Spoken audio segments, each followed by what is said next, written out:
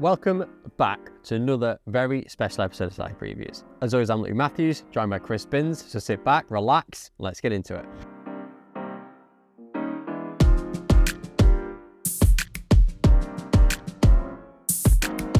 So last time, we took you down a trip down memory lane and we looked at some iconic shoes, didn't we? Yeah. Very iconic shoes. So next up, we're almost going to tee a potential project coming up later in the year. Giving away a bit too much there. Maybe not, because I don't know what the project can be. I think that means that we are going to do Malmö. Is that? I mean, I'm not even saying what shirt it is, but we are going to... Well, I'll spoil it. We're going to show you a couple of Malmös, and I mean, we have various reissues of certain shoes over the years. Yes. And sometimes, obviously, they kind of stay relatively true to the OG. Sometimes they make them a little bit more contemporary. These Malmös, for me, almost fit right down the middle, where they nod to the original, but also had a few little nods to make it feel a bit more modern. And definitely, I mean, the lace is one that stands out for me straight away. Yeah. It kind of made it a little bit different. And then some of the other colourways that come with, you remember some of the packs that we had around town. We've got some more here. Yeah, because like them. Some here, some I preferred earlier.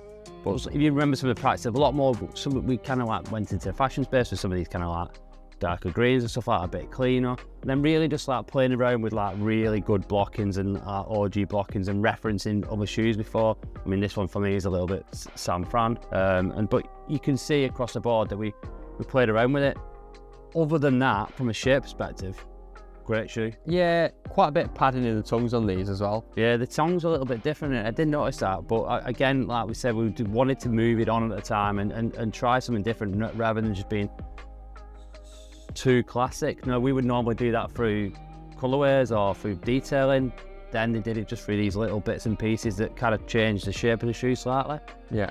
And changed the look of it a little bit, but for us, still really great executions. Hence the reason. Oh, I nearly gave it away there. We might be, or maybe, I know you've already said this, working on it at some point in the very near future, like really near. Potentially, yeah. I mean, let's wait and see. I said working on it. Yeah. We'll leave it at that. I'm going to finish the episode. Obviously, we did say we could have made this go on for 24 hours, so we have to be very selective about what we talk about now. And we thought, obviously, we've nodded to potentially something we're doing with Malmö. Yeah. We might nod to something else we're potentially doing as well. Yeah. But this one, you can't think as literal as Malmö. Yeah. It's almost like take the idea and interpret it in a different way. Because what we're going to talk about now is the Birmingham. Yeah. Massive. I mean, the Birmingham alone, one of the best City Series shoes. Amazing. What we did with it in 2020 as well. Amazing. But how can you beat that? I mean, it's a bold claim, and it's one you have to wait and see, that's all we can say. However, there is something coming, nodding, and I'd say referencing, and almost taking it to another space later in the year from a Birmingham perspective. It's taken it to a completely different space, I would say. I wouldn't say almost, it's going into a completely different space, and it's something it is massively exciting that we've worked on for over a good 12 months now and getting it right, but I mean, we can't really give you anything else. We'll say that. Well, I mean, actually looking at the Birmingham shoe itself, we've told the story a lot. Obviously, it came out in 2010, the 10-year size anniversary, taking the iconic colours of Cadbury, which got the factory in Birmingham. Yeah. A few little things on the shoe. Firstly, obviously because handball's having a moment right now, the shoe all of a sudden looks super contemporary. Outside of that community, yeah, well, doesn't it? Totally. I was thinking the same thing. It'd be just to where we are now in the world with Adidas and that. It'd be interesting to see if we landed that pack now, what kind of people would be picking it up. Because obviously we know there's a community that wanted these shoes. Would people outside that community be queuing outside the stores like they were for this originally? It's just we're living in a really interesting world now where free straps has gone beyond those collectors in a good way. It's great that it's out there more. Do you mean? So. Like I said, it's interesting to see would this appeal to them. Exactly. Well. Things I like on this shoe, obviously compared to the normal handball we're all used to, obviously the dimple tongue makes a massive difference. Yeah. It elevates it massively.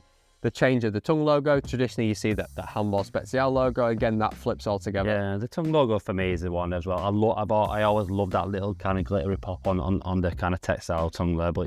For me that gives it that next level up, that real touch of class, I would say. Yeah, and what I've always been on the fence about, and obviously you know our thoughts on this because we changed it for 2020, was the font. Yeah. I'd love to know your thoughts on the font. Like what, for me, I prefer the more traditional shoes from a font perspective that would feel like the shoe could have come out 40, 30 years ago. This one was very modern at the time, and I kind of like the fact the 3 new cities we did in 2010 had that point of difference, but we went down the route of exploring something that felt very true to the time they were originally created. Yeah, I mean, for me, I agree with you. I'm completely on board with that. Obviously, we went with that in 2020, but you couldn't take that font off this shoe now. Could you imagine it with the other fonts? No, you couldn't. That's part of what makes it what it is, isn't it? Do you mean? But yeah, I mean, again, we say this a lot, but you mentioned it a few times when we talk about iconic shoes. This is truly an iconic shoe, especially within the size history. Totally. I think the only thing to nod about where we're going with it is obviously we do know it as a twin. It's Johannesburg. You're going to give too much away. Well, I don't. I actually don't believe we could hint all day what it is, and I actually don't think any of you would be able to guess what's coming. I don't think any of you would be able to guess what's coming. Do you? No. I mean, try in the comments below, but I don't think you will be able to. No. Thanks for watching. As always, please leave your thoughts and feedback in the comments below and see if you can guess what the Birmingham project is. Thanks again, subscribe to the channel, and we'll see you next time.